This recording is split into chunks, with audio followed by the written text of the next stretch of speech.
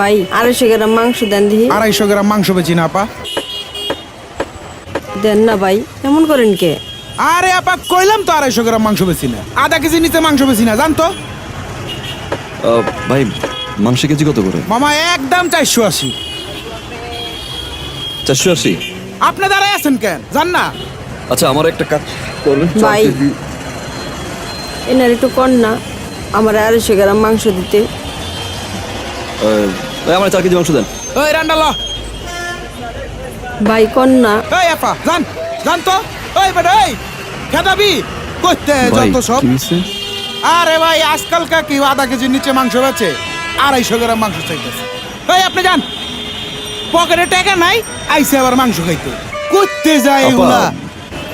ওনারা তো খুচরা 250 গ্রাম মাংস বিক্রি করে না, আর খুচরা 250 গ্রাম মাংস তো অনেক কম। আপনি 250 গ্রাম মাংস দিয়ে কি করবেন? আধা কেজির নিচে তো মাংস বেচে না। আসলে কি ভাই, বাবা আজকে পরীক্ষা কিন্তু ভালো দিতে হইব, অঙ্কে 100-তে 100 পাইতে হইব, ঠিক আছে?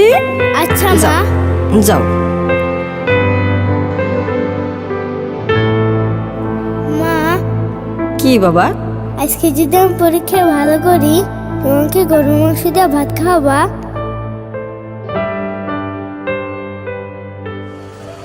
পোলাটার ছোটবেলাতে বাপ নাই,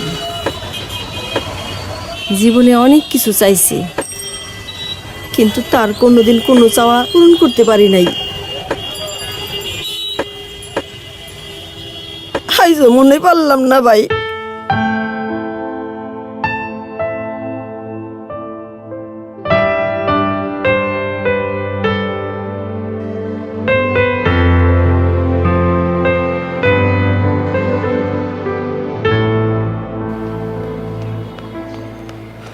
আপা,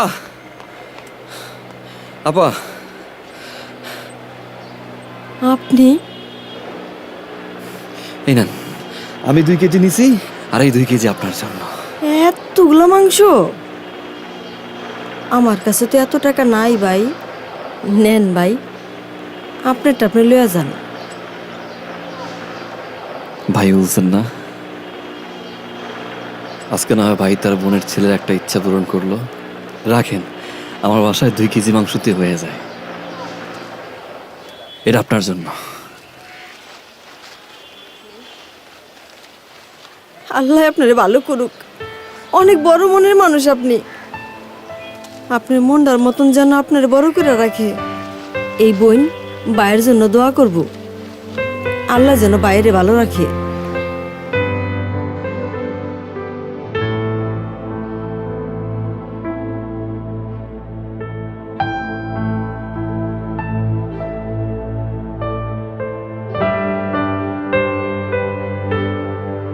আপনার খাবারের অপ্রয়োজনীয় কিংবা অপচয়ের অংশটুকু হতে পারে কোনো এক সুবিধা বঞ্চিত মানুষের জীবনের খুশির কারণ।